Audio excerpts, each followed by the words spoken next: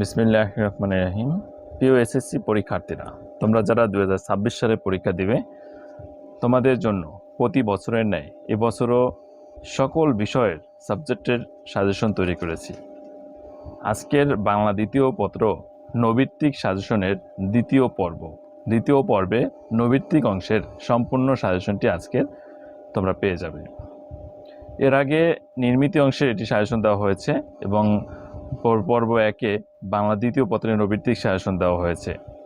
তোমরা অবশ্যই এই ভিডিও ডেসক্রিপশনে ভিডিওগুলোর লিঙ্ক পেয়ে যাবে, সেখান থেকে অবশ্যই পূর্বের ভিডিওগুলো দেখে তারপরে এই ভিডিওটা দেখবে। এই সাজেশনটি সকল বোর্ডের শিক্ষার্থীদের জন্য 100% কমন সাজেশন এবং এই এমসিকিউ পড়লে তোমরা সর্বোচ্চ ভালো করতে পারবে। আমার কাছে যে সাবজেক্টের সাজেশনগুলো রয়েছে, বাংলা প্রথম পত্র, বাংলা দ্বিতীয় পত্র, ইংরেজি প্রথম পত্র, ইংরেজি দ্বিতীয় পত্র, গণিত, তথ্য যোগাযোগ প্রযুক্তি আইসিটি, বিজ্ঞান, পরিমিতি ও নাগরিকতা, ভূগোল, ইতিহাস, ইসলাম শিক্ষা, কৃষি শিক্ষা। তোমরা এই সাবজেক্টগুলো যাদের যাদের দরকার, তোমরা খুব দ্রুত এই হোয়াটসঅ্যাপ নাম্বারে যোগাযোগ করো 01754771072। এই হোয়াটসঅ্যাপ নাম্বারে মেসেজ করে তোমরা পিডিএফ ফাইলগুলো নিয়ে নিতে পারবে খুব অল্প মূল্যে। তোমরা মেসেজ করে আমাকে হোয়াটসঅ্যাপ নাম্বারে মেসেজ করে অবশ্যই যোগাযোগ করে সাজেশনগুলো পিডিএফ ফাইল আকারে নিয়ে মোবাইল থেকে বারবার রিভিশন করবে এবং ভিডিওটা অবশ্যই Mamun sir job guideline YouTube চ্যানেলে অবশ্যই ভিডিওটা বারবার দেখার চেষ্টা করবে। তো আমি এখন ক্লাসে যাচ্ছি। ক্লাসটা আমি এর আগে পূর্বে যে ক্লাসটা হয়েছিল সেখানে সাজেশনটা দিয়েছিলাম পরিচ্ছেদ 23 অনুসর্গ পর্যন্ত। এরপরে অনুচ্ছেদ আমরা সামনের থেকে শুরু করব, অনুসর্গের পর থেকে আমরা শুরু করব, অনুচ্ছেদ 23-এর পরে।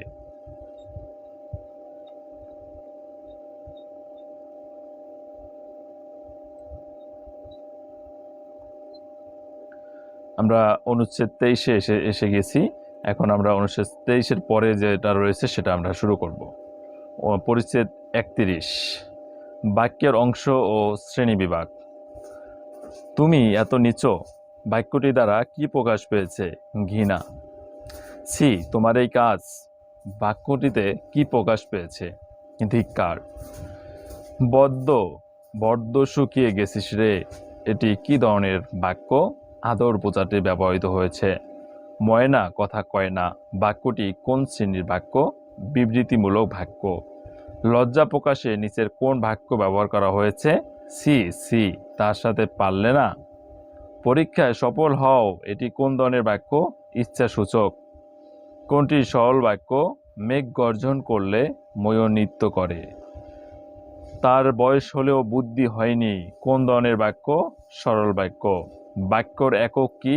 বাক্যর একক শব্দ। Very much important MCQ. বাক্যর একক কি? শব্দ। ভাষার মূল উপকরণ কি? বাক্য। ভাষার মূল উপকরণ হলো বাক্য। মেঘ গর্জন করলে ময়ূর নৃত্য করে, এটি কোন বাক্যের উদাহরণ? সরল বাক্য। মেঘ গর্জন করে তবে ময়ূর নৃত্য করে, এটি কোন ধরনের বাক্য? যৌগিক বাক্য। দেখতে পাচ্ছ এখানে মেঘ গর্জন করলে ময়ূর নৃত্য করে, এটা কিন্তু সরল বাক্য, কিন্তু এখানে তবে আছে, যেহেতু কমার পরে তবে আছে, তাই এটি যৌগিক বাক্য হবে। দেশের স্বাধীনতা রক্ষার জন্য যুদ্ধ করো, এটি কি ধরনের বাক্য? আদেশবাচক বাক্য। আমি তোমাকে দেখে নেব, এ বাক্যে কোন অনুভূতি প্রকাশ পেয়েছে? ক্রোধ। গঠনগত দিক থেকে বাক্যকে 3 ভাগে ভাগ করা যায়। একটি মূল বাক্যের অধীনে এক বা একাধিক আশ্রিত বাক্য বা বাক্যাংশ থাকলে তাকে জটিল বাক্য বলে। বাক্যের মধ্যে একাধিক শব্দের গুচ্ছকে বর্গ বলে। উদ্দেশ্য ও বিধেয়কে প্রসারিত করা হয়। যেসব শব্দ বর্গ দিয়ে তাকে বলে প্রসারক। বিধেয় ক্রিয়ার বিশেষ অংশকে পূরক বলে। যারা দেশের জন্য প্রাণ দিয়েছে তাদের ঋণ আমরা শোধ করতে পারবো না, এটা বিধেয়ের পূরক। পরিচ্ছেদ 32-এ বাক্যের বর্গ এখান থেকে দেখে নাও। আমি ভাত খাই, বাক্যটির বর্গ হচ্ছে বর্ণনামূলক। তুমি কোথায় যাচ্ছ, বাক্যটির বর্গ প্রশ্নবোধক। দরজা বন্ধ করো, বাক্যটির বর্গ আদেশ সূচক। কি সুন্দর ফুল, বাক্যটির বর্গ বিস্ময় সূচক। সে স্কুলে যায়, বাক্যটির বর্গ বর্ণনামূলক। তুমি কি আমাকে চেনো, বাক্যটির বর্গ প্রশ্নবোধক। চুপ থাকো, বাক্যটির বর্গ আদেশ সূচক। আহা কি সুন্দর দৃশ্য, বাক্যটির বর্গ বিস্ময় সূচক। তারা খেলছে বাক্যটির বর্গ বর্ণনামূলক। তুমি কি পড়েছ বাক্যটির বর্গ প্রশ্নবোধক। এখনই বের হও বাক্যটির বর্গ আদেশ সূচক। বা তুমি খুব ভালো করেছো বাক্যটির বর্গ বিস্ময় সূচক। সে কি আজ আসবে বাক্যটির বর্গর হচ্ছে প্রশ্নবোধক। আমরা প্রতিদিন স্কুলে যাই বাক্যটির বর্গ বর্ণনামূলক। এত দেরি কেন বাক্যটির বর্গ বিস্ময় সূচক। পরিচ্ছেদ 33 উদ্দেশ্য ও বিধেয়। এখান থেকে এমসিকিউগুলো দেখে নাও। রহিম বই পড়ে বাক্যটির উদ্দেশ্য রহিম।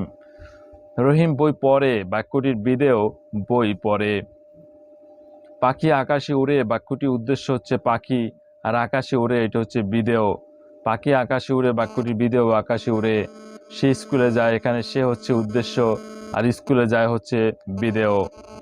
আমরা খেলাধুলা করি, এখানে আমরা হচ্ছে উদ্দেশ্য, এবং খেলাধুলা করি হচ্ছে বিধেয়। খেলাধুলা করি হচ্ছে বিধেয়। শিশুরা মাঠে খেলে, এখানে শিশুরা হচ্ছে উদ্দেশ্য, আর শিশুরা মাঠে খেলে, এখানে বিধেয় হচ্ছে মাঠে খেলে। শিক্ষক পাঠ পড়ান, এখানে শিক্ষক হচ্ছে উদ্দেশ্য, আর পাঠ পড়ান হচ্ছে বিধেয়। আমার ভাই ফুটবল খেলে, উদ্দেশ্য হচ্ছে আমার ভাই, আর বিধেয় হচ্ছে ফুটবল খেলে। বৃষ্টি হচ্ছে, এখানে বৃষ্টি উদ্দেশ্য, আর হচ্ছে বিধেয়। এরপরে পরিচ্ছেদ 34 সরল, জটিল ও যৌগিক বাক্য। খুব গুরুত্বপূর্ণ অংশটা অবশ্যই দেখে নেবে। তার দর্শন মাত্রই আমরা প্রত্যাখ্যান করলাম এটি কোন বাক্যের উদাহরণ। সরল বাক্য। যখন বিপদ আসে তখন দুঃখ আসে, বাক্যটি কোন প্রকারের। মিশ্র বাক্য। আমি বহু কষ্ট করেছি ফলে শিক্ষা লাভ করেছি, এটি কোন ধরনের বাক্য। যৌগিক বাক্য। তার বয়স হয়েছে কিন্তু বুদ্ধি পাকেনি, উদাহরণটি কোন বাক্যের। যৌগিক বাক্য। সত্য কথা না বলে বিপদে পড়েছি, এটি কোন বাক্য। সরল বাক্য। মেঘ গর্জন করলে ময়ূর নৃত্য করে, বাক্যটি সরল বাক্য। উদাহরণ তো পরিশ্রম করব তথাপি অন্যের দ্বারস্থ হব না, যৌগিক বাক্য। সত্য কথা বলিনি তাই বিপদে পড়েছি, যৌগিক বাক্য।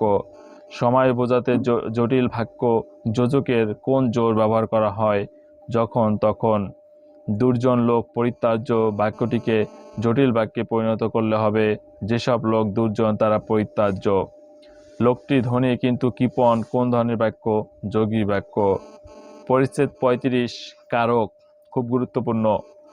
ব্যাপ্তি অর্থে সম্বন্ধ কারক কোনটি। রোজার ছুটি। সম্বন্ধ পদে কোন বিভক্তি কারক। র বা এর। সামীপ্য অর্থে কোন অধিকরণ হয়। ঐক্যদেশিক অধিকরণ। আকাশে চাঁদ উঠেছে, এ বাক্যে আকাশ ঐক্যদেশিক অধিকরণ। নদীতে পানি আছে, নদীতে হচ্ছে অভিভাবক অধিকরণ। ভাবাদিকরণে সবসময় কোন বিভক্তি যুক্ত হয়। সপ্তমী বিভক্তি। খিলিপান দিয়ে ওষুধ খাবে, খিলিপান দিয়ে অধিকরণের তৃতীয়া বিভক্তি। রাজার দুয়ারে হাতি বাঁধা, এখানে দুয়ারে সামীপ্য অর্থে ঐক্যদেশিক অধিকরণ। আমি কি ডরাই সখী ভিখারি রাঘবে, এখানে রাঘবে অপাদানে সপ্তমী বিভক্তি। বাবাকে বদ্ধ ভয় পাই, এখানে কারক বিভক্তি কোনটি। এখানে অপাদানের দ্বিতীয়া বিভক্তি। কারণ তোমরা জানো যে কে রে এগুলো থাকলে হচ্ছে দ্বিতীয় বিভক্তি হয়, আর ভয় পাওয়া এগুলো হচ্ছে অপাদান কারক। এগুলো তোমরা নিয়ম কারণ যদি জানো অবশ্যই এগুলো পারা উচিত। তিলে তৈল হয়, এখানে অপাদানে দ্বিতীয়া বিভক্তি। অপাদানে দ্বিতীয়া বিভক্তি। মেঘে বৃষ্টি হয়, মেঘে অপাদানের সপ্তমী বিভক্তি। শিকারী বিড়াল গোফে চেনা যায়, এখানে গোফে করণ কারকের সপ্তমী বিভক্তি। করণ কারকের সপ্তমী বিভক্তির উদাহরণ শিকারী বিড়াল গোফে চেনা যায়। ভাবাদিকরণে সবসময় কোন বিভক্তি যুক্ত হয়। সপ্তম।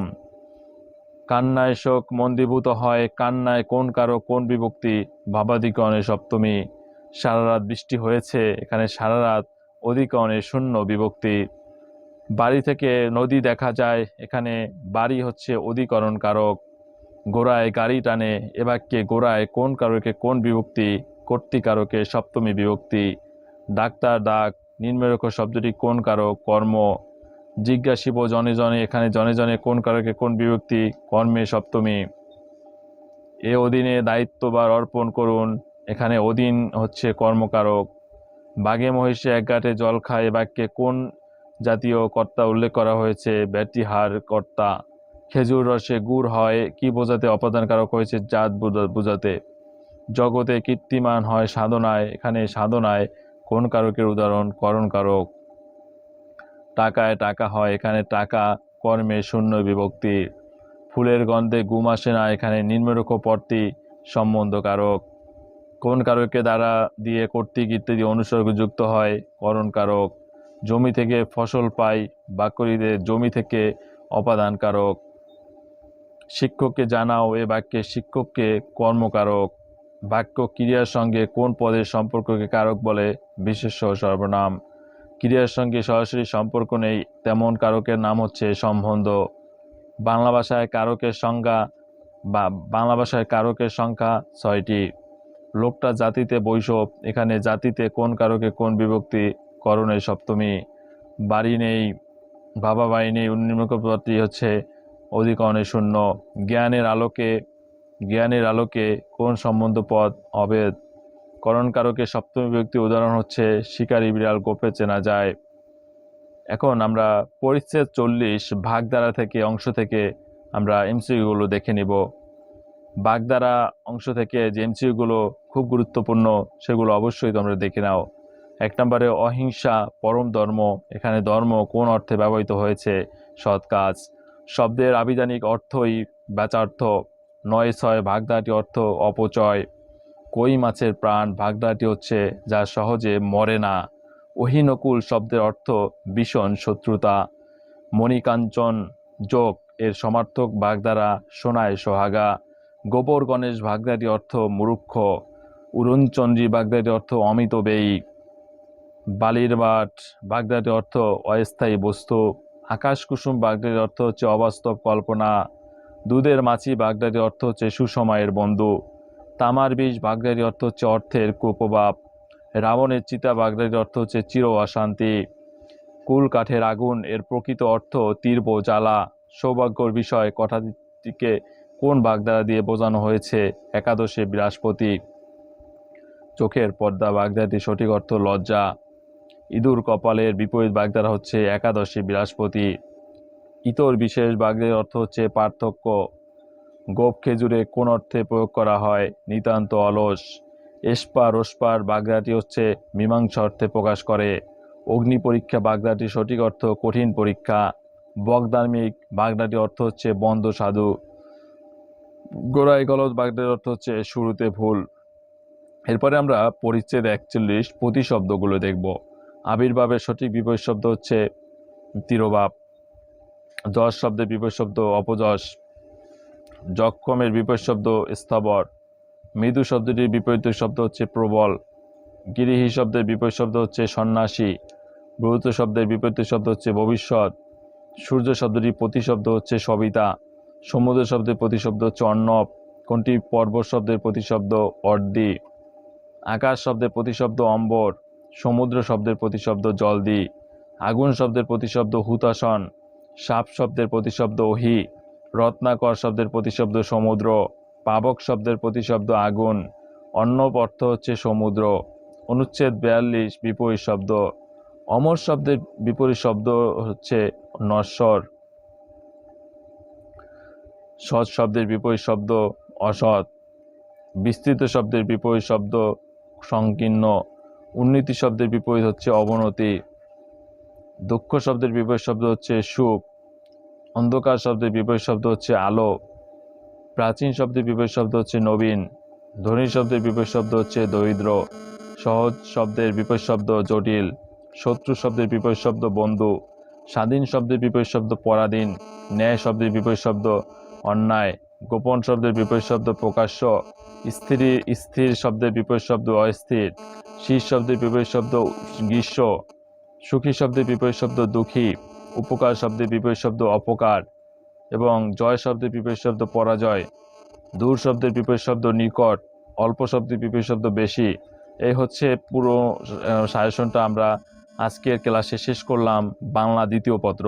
এবং এই বাংলা দ্বিতীয় পত্র সাজেশনটি তোমরা যদি শেষ করো তাহলে এখান থেকে 100-র মধ্যে 90+ নম্বর তোমরা পাওয়ার যোগ্যতা রাখো, কারণ এখানে এমসিকিউগুলো তোমার সর্বোচ্চ পরিমাণ কমন পাবে এবং নির্মিত অংশ থেকেও তোমরা শতভাগ কমন পাবে।